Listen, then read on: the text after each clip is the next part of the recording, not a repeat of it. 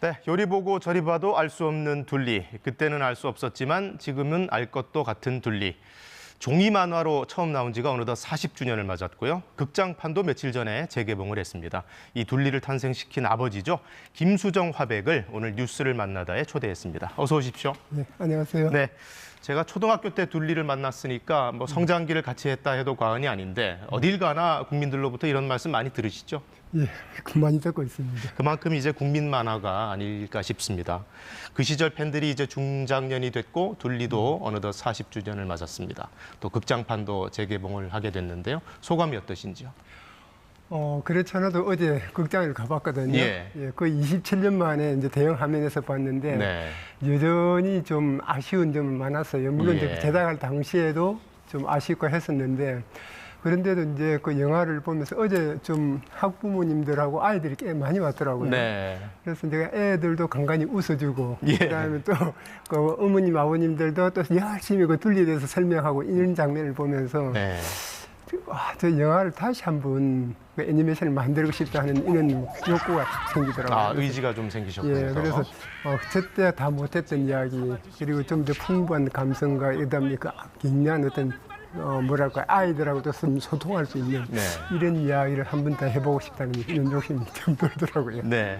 선생님께서 원래는 그 어린이들을 주인공으로 하는 아동 만화를 그리시다가 그렇죠. 갑자기 이 동물 캐릭터를 고안해내신 그런 이유가 있었을까요? 저희가 만화를 그릴 70년대, 80년대가 좀 심의가 굉장히 좀 까다로웠어요. 그래서 예. 아동들의 어떤 세계를 감성 있게 그리기도 어려웠고 동심을 표현하기 어려웠었기 때문에 네. 그 동물을 의인화하면서 아이들의 어떤 동심의 세계를 좀 더 리얼하게 뽑고 싶고 그다음 그러다 보니까 이제 좀 이제 동물을 의인화하는 데 이런 생각을 했었는데 네. 그것이 이제 공룡까지 가는 이런 거였거든요. 그래서 공룡 동물을 이야기를 했을 때 아이들이 갖고 있는 좀 여러 가지 꿈이라든가 예. 이런 것들을 좀 표현하기에 용이했었어요. 그래서 동물을 생각하게 되었어요. 네. 그 시절에 검열은 뭐 어떤 점들이 좀 까다로웠나요? 그 검열이 뭐 거의 저희 일반적으로 좀 상상하기 힘들 정도로 예. 좀 심했었는데 쉽게 말씀드리면은 뭐 아이들이 이렇게 모자를 옆으로 이렇게 빼다가 써도 불량스럽다든가 불경스럽다든가 좀 네. 이런 것들이 비교육적이다. 네. 그다음에 뭐 부모님들이 같이 한 방에 있는 것도 좀 못된 상상을 한다. 뭐 네. 이런 정도로 심의가 됐었으니까 거의 뭐 검열이 가해질 수준이었죠. 그러니까 아예 그냥 동물 캐릭터를 내세우자 이런 그렇죠, 생각을 하신 그렇죠. 거군요. 네.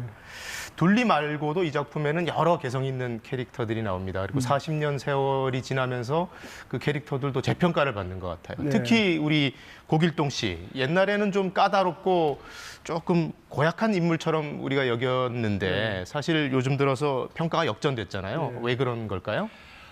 그 고길동 씨의 어떤 그 이야기는 40년 전이나 지금이나 똑같은데 그렇죠. 그 당시에 봤던 아이들이 보는 시선하고 그다음 그 아이들이 자라서 지금 보는 시선이 이제 달라졌을 저와 같은 뿐이에요. 가장이 됐으니까요. 그렇죠. 네. 그래서 이제 그런 것 같아요. 그 똑같은 어떤 사물들도 어떤 위치에서 보느냐에 따라서 이게 달라지는 것 같아요. 예. 그래서 고길동 씨는 늘 그 자리에 있고 또 둘리도 그 자리에 늘 있습니다. 최근 작가님께서 말씀하시길 둘리와 그 친구들은 어딘지 좀 부족하고 또 아프고 그런 친구들이다 이런 말씀을 인터뷰에서 하신 걸 봤거든요. 네. 그렇다면 뭐 또치라든가 도우너, 마이콜 이 친구들을 그려낸 작가의 시선이 어떤 결핍에 대한 포용이라든가 또 소수자 배려 이런 것들과 맞닿아 있다고도 제가 해석을 해도 될까요? 우리가 살면서 다들 완전하지는 않거든요. 예. 그리고 또 언젠가는 지금은 이제 비장애인일 수도 있고 하지만은 또 그것이 어떤 시점에서는 뭐 장애인도일 수도 있고 또 우리가 또 소수자도 될 수 있기 때문에 사실은 그런 모든 분들이 포용이 돼야 돼요. 그리고 네. 또 이제 작가 입장에서는 약간 좀 아픈 예. 이 캐릭터들이 이제 또 주인공으로 나서서 또 그것이 성공하는 이런 이야기가 이제 거의 어쨌든 그 만화에서는 그리고 또 어떤 이야기에서는 주가 되면 좋지 않겠나 하고 네. 생각했었죠. 이 둘리는 기본적으로 판타지지만 사실 철저히 현실에 기반을 두고 있고 정말 우리 동네에서 펼쳐지는 이야기 같았거든요. 그런 현실에 기반을 두고 있는 점이 이 장기간 사랑을 받았던 요인인 것 같은데 어떻게 생각하시는지요? 저도 이제 그렇게는 이제 생각을 합니다. 근데 정확하게 이것이 왜 지금까지 뭐 인기를 끌고 아니면 살아있는지는 저도 잘 모르겠는데 예. 일단은 그 이야기 구조 자체가 바로 우리 이제 전체의 이야기잖아요. 이제 네. 그 나이 또래, 그다음 그 어른, 그다음 그 젊은이.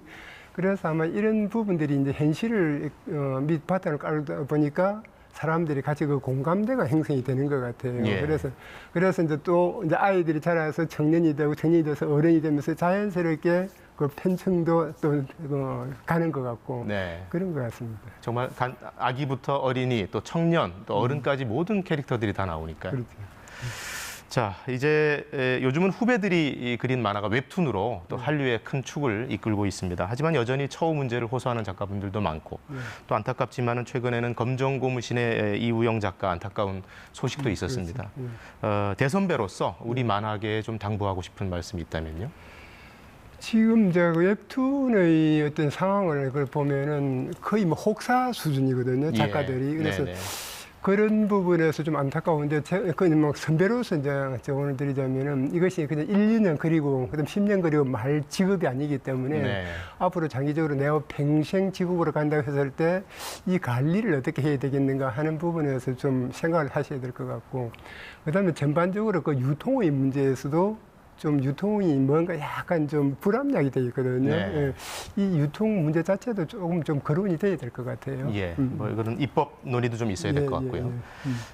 작가님께서도 새로운 창작 활동을 하신다고 들었고 특히 둘리의 새로운 이야기를 준비하신다는 얘기를 들었는데 예. 구상을 좀 여쭤봐도 될까요? 예. 이 지금 이야기가 한 10여 년 전에 그 극장용 장편으로 이제 준비를 했다가 무산된 그 스토리가 있거든요. 네. 그 스토리를 그냥 이렇게 묵혀두기 이제 아쉬워가지고 그래서 이것을 다시 끄집어내서 이제 단행본으로 지금 준비를 하고 있습니다. 알겠습니다. 기대해 보겠습니다. 마지막으로 선생님 둘리를 사랑해 온 우리 국민들에게 둘리 아버지로서 전하고픈 이 시대에 전하고픈 얘기가 있다면요? 지금 모두 다 힘들잖아요. 그죠? 예. 뭐 경제도 힘들고 삶도 굉장히 좀 퍽퍽해졌는데 제가 뭐 감히 뭐 이렇게 이로이 말씀드리는 건 좀 가당치 않은 것 같은데 단 그냥 좀 힘들고 어려울 때 그 둘리를 보면서 네. 좀 이렇게 카타르시스도 해소가 되고 길동씨를 보면서 좀 위로를 받으셨으면 하는 이런 바람입니다. 알겠습니다. 그래서 모두들 다 좀 힘 좀 내주시기를. 감사합니다. 자, 국민만화 둘리를 그리신 김수정 화백님 모시고 오늘 좋은 얘기 많이 들었습니다. 오늘 나와주셔서 고맙습니다. 감사합니다. 안녕하세요. 이소정입니다. 대한민국에서 가장 정확하고 빠른 뉴스는 KBS 뉴스 채널을 구독하면 만날 수 있습니다. 뉴스 제보는 언제 어디서든 카카오톡이나 KBS 앱으로 간단히 할 수 있습니다. 시청자와 함께 KBS 뉴스를 만들어갑니다. 감사합니다.